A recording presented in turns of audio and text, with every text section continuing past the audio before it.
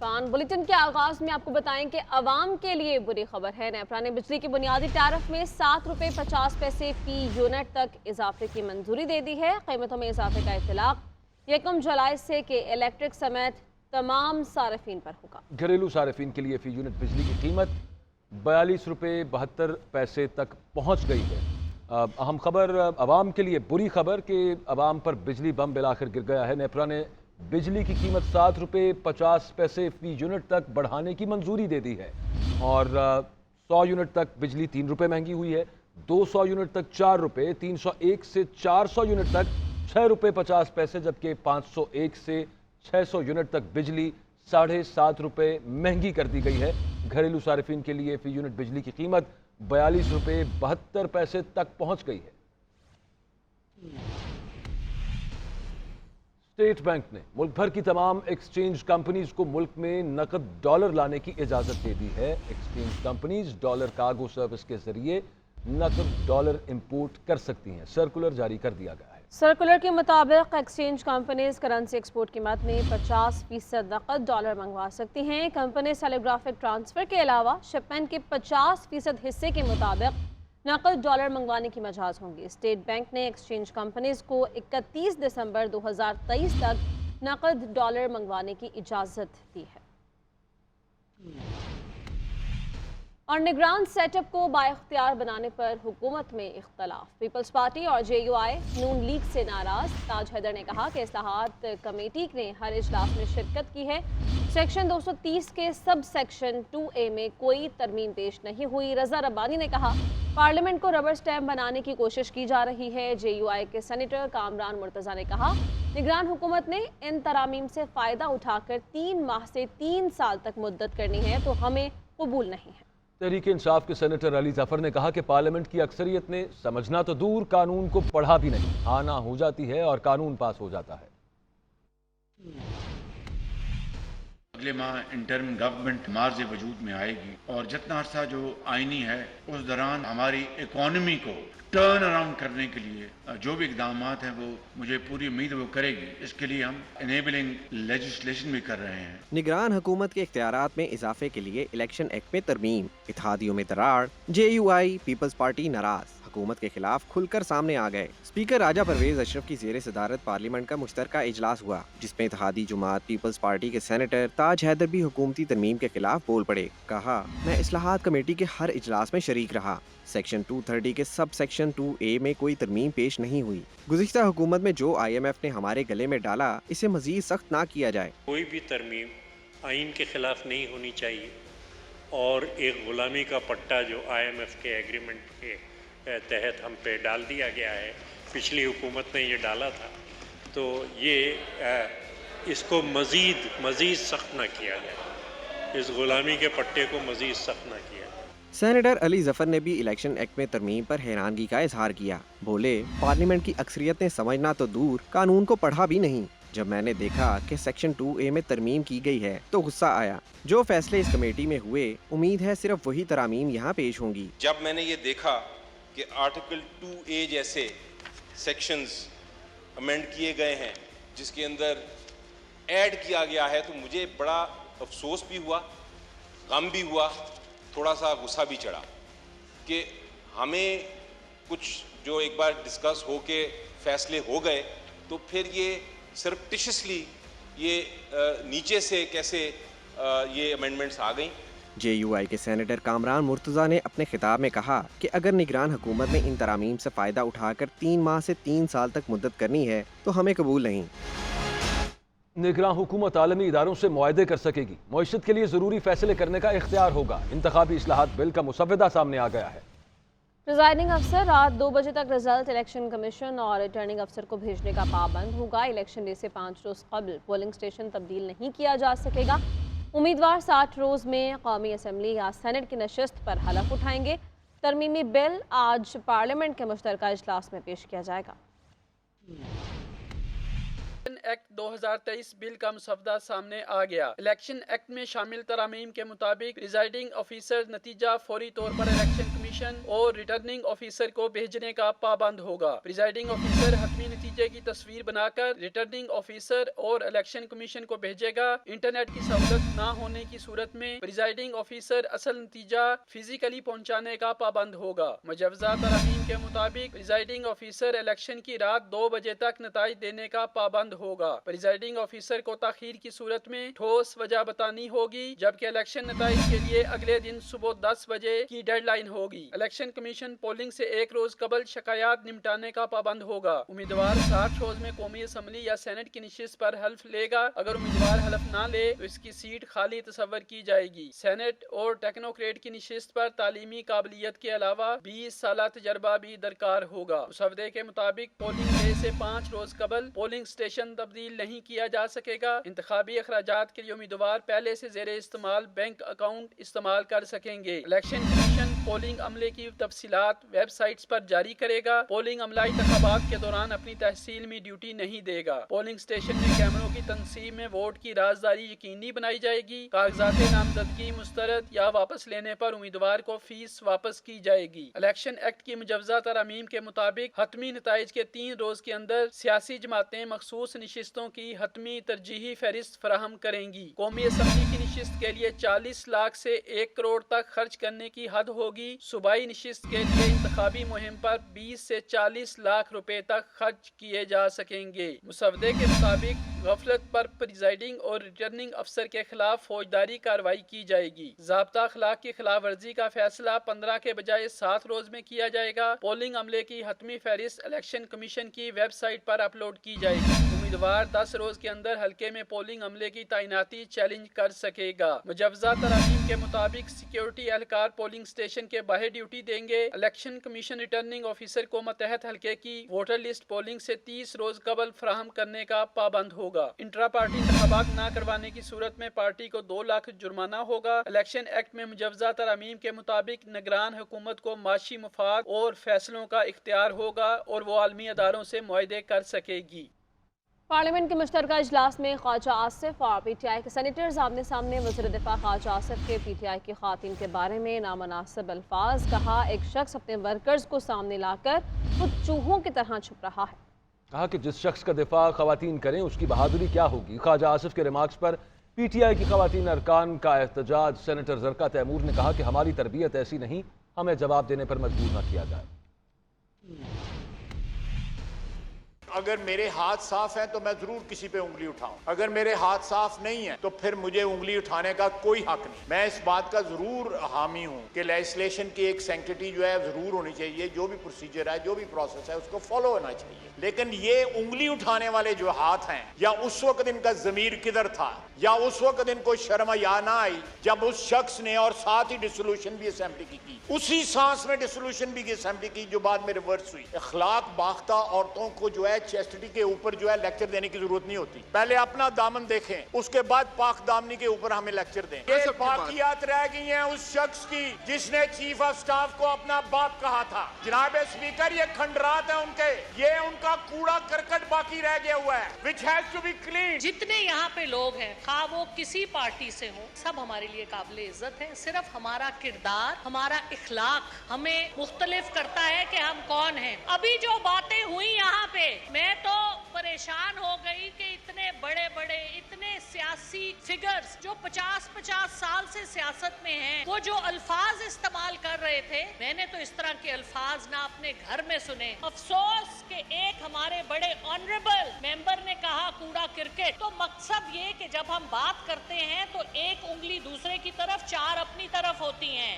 اگر ہم اپنے آپ کو قابل عزت نہیں سمجھتے تو ہم کسی اور کی بھی عزت اسی لیے نہیں کرتے۔ ہمیں اپنے ملک میں کوئی بہتر روایات شروع کرنی چاہیے، انہوں نے تو 10 منٹ میں چلے جانا ہے۔ وزیر اعظم شہباز شریف کہتے ہیں کہ ریاست بچانے کے لیے بڑی قربانی دی، ملک دیوالیہ ہوتا تو قیامت تک ماتھے پر کالا دھبا، قبر پر کتبہ لگ جاتا۔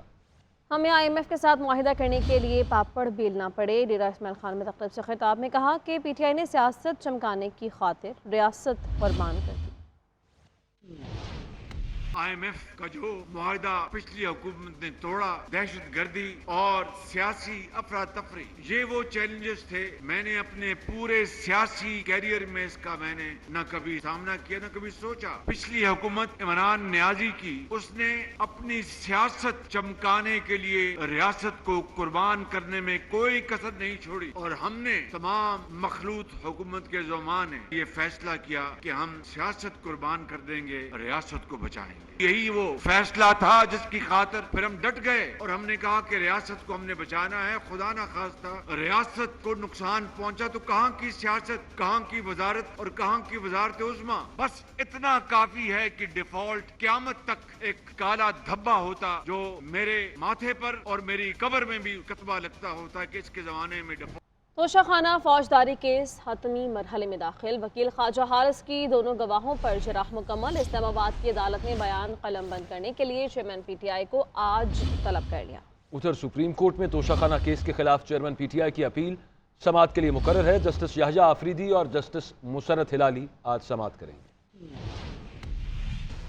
तोशाखाना फौजदारी कार्रवाई case. Chief justice Islamabad high court आमर फारूक ने चेयरमैन PTI की 3 अपीलों पर समाअत की। ख्वाजा हारिस ने तोशाखाना फौजदारी केस में सेशन कोर्ट के आर्डर से मुतल्लिक दलाइल दिए। उन्होंने कहा इलेक्शन कमीशन के आर्डर को चैलेंज नहीं कर रहे बल्कि रिकॉर्ड तलब करने की इस्तदा की है। ख्वाजा हारिस ने इलेक्शन कमीशन के गवाह को शरीफ फैमिली के खिलाफ केस में गवाह वाजिद ज़िया करार दिया। तोशाखाना केस के एडिशनल सेशन जज की फेसबुक पोस्ट से मुतल्लिक दरख्वास्त पर ख्वाजा हारिस ने दलाइल देते हुए कहा कि 2-3 रोज में सब क्लियर हो जाएगा। अदालत ने दलाइल मुकम्मल होने पर तीनों दरख्वास्तों के काबिल समाअत होने या ना होने पर फैसला महफूज कर लिया। दूसरी जानब इस्लामाबाद की मुकामी अदालत ज़ाब्ता फौजदारी की दफा 342 के तहत कल चेयरमैन PTI का बयान कलमबंद करेगी। आज समाअत के दौरान वकील ख्वाजा हारिस ने पहले गवाह वकास मलक पर जिरा करते हुए कहा कि गवाह ने बयान दिया कि इलेक्शन कमीशन के सामने चेयरमैन PTI ने खरीदार का नाम नहीं दिया, कभी इलेक्शन कमीशन की समाअतों में शामिल हुए नहीं और ऐसा बयान दे दिया। वकील इलेक्शन कमीशन अमजद परवेज ने एतराज उठाते हुए कहा कि ख्वाजा हारिस की जानिब से गुमराह कुन सवाल किया जा रहा है। चेयरमैन PTI ने आज तक खरीदार का नाम इलेक्शन कमीशन को बताया ही नहीं। पानामा केस का जिक्र करते हुए ख्वाजा हारिस ने कहा कि पानामा केस के दौरान वाजिद ज़िया को मालूम नहीं होता था कि जवाब किस सफ़े पर है, जिस पर वकील इलेक्शन कमीशन ने कहा कि गवाह वकास मलक ने दस्तावेजात बनाई ही नहीं, कैसे जवाब दे सकता है। गवाह वकास मलक ने कहा कि टैक्स रिटर्न में तहफ़ की रकम को जाहिर किया गया, याद नहीं। मेरी शिकायत फार्म ही की हद तक है। इलेक्शन कमीशन के गवाह पर जिरा मुकम्मल हुई तो अदालत ने दूसरे गवाह डायरेक्टर इस्लामाबाद जोन मुसद्दक अनवर को तलब कर लिया। अदालती इस्तफसार पर गवाह ने बताया कि मैंने बयान पढ़ लिया है। दोनों गवाहों पर जिरा मुकम्मल होने पर अदालत ने समाअत बुध तक मुलतवी कर दी।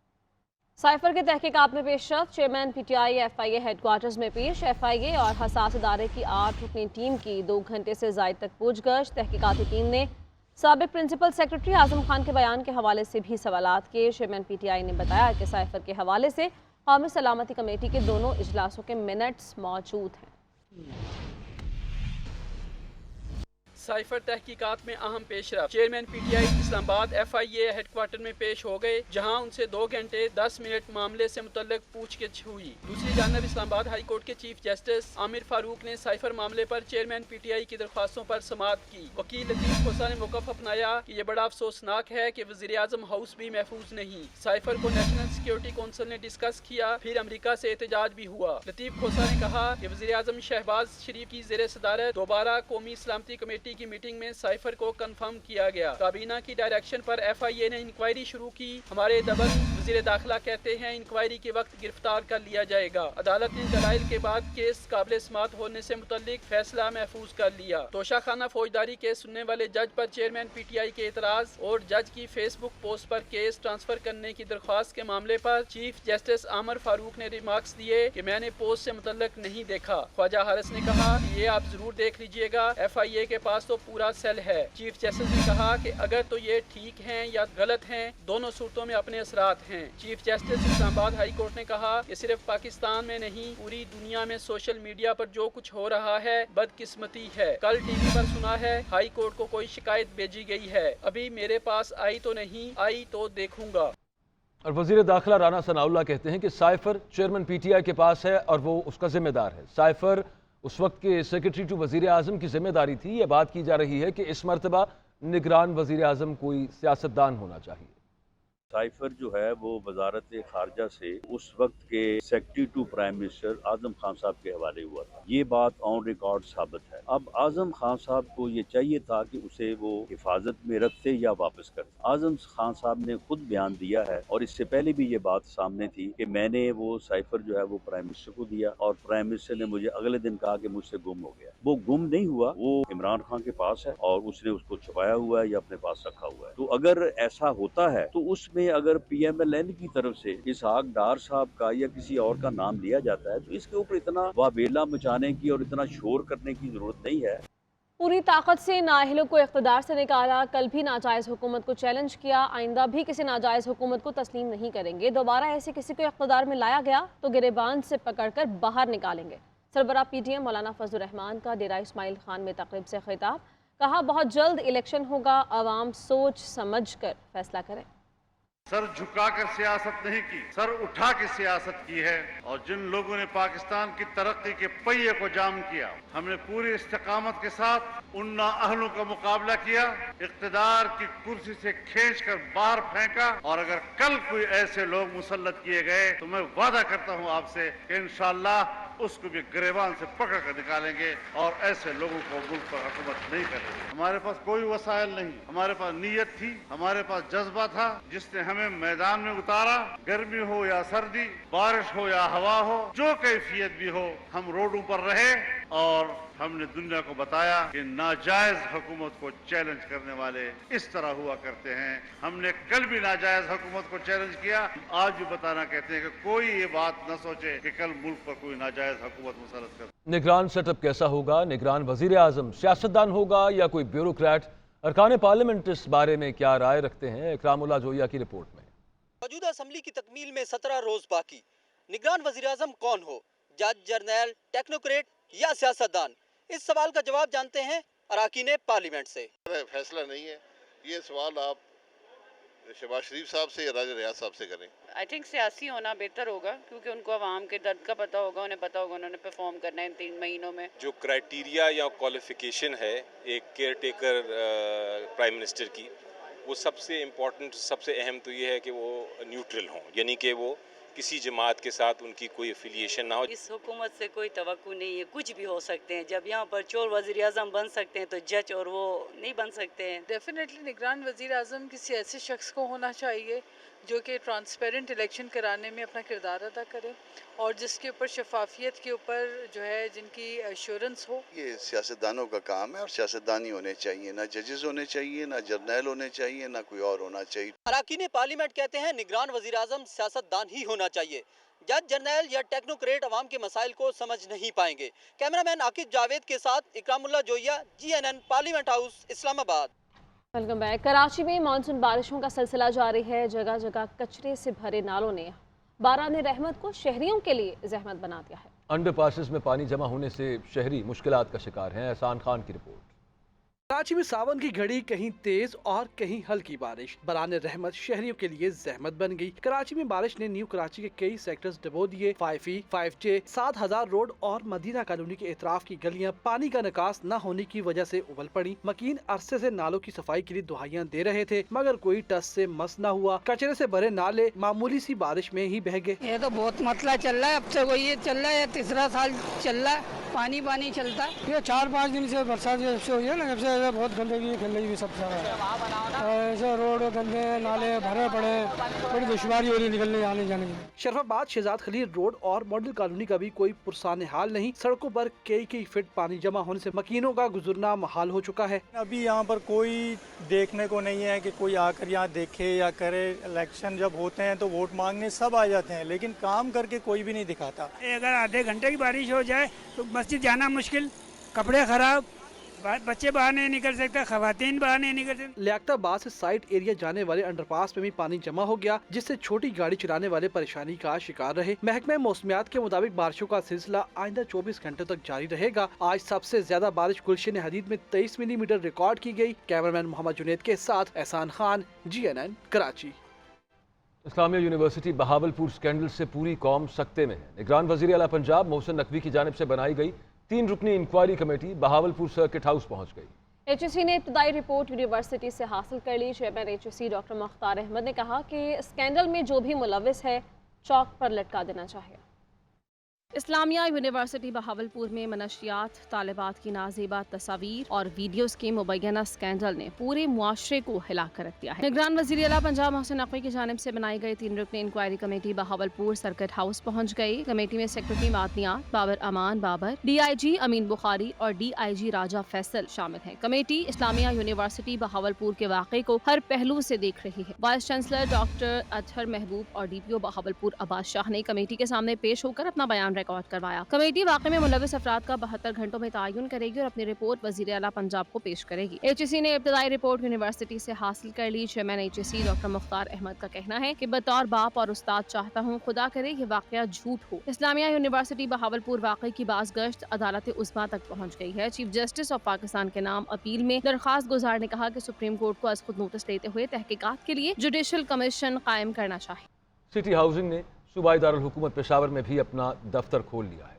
Country head city housing Rana Zahid کا کہنا ہے کہ ہم نیا شہر آباد کرنے آئے ہیں، پھولوں کے شہر پشاور کو اس کی اصل حالت میں لائیں گے۔ کامران علی شاہ کی رپورٹ۔ سٹی ہاؤسنگ کا ایک اور اعزاز، پنجاب کے بعد خیبر پختونخوا کے دارالخلافہ پشاور میں بھی شہریوں کے لیے عالمی معیار کی ہاؤسنگ اسکیم کا آغاز کر دیا۔ پشاور میں سٹی ہاؤسنگ کے دفتر کا افتتاح کرتے ہوئے کنٹری ہیڈ رانا زاہد کا کہنا تھا کہ پنجاب کے بعد پشاور اور صوبے کے دیگر اضلاع میں بڑے پروجیکٹ کا آغاز ہو رہا ہے۔ ہم نے پاکستان کے پنجاب کے 6 شہروں میں 8 نہایت خوبصورت شہر آباد کیے۔ ہم ٹاؤن نہیں بناتے، ہم شہر آباد کرتے ہیں۔ ہم وہاں پہ آپ کو پورا لائف سٹائل مہیا کرتے ہیں۔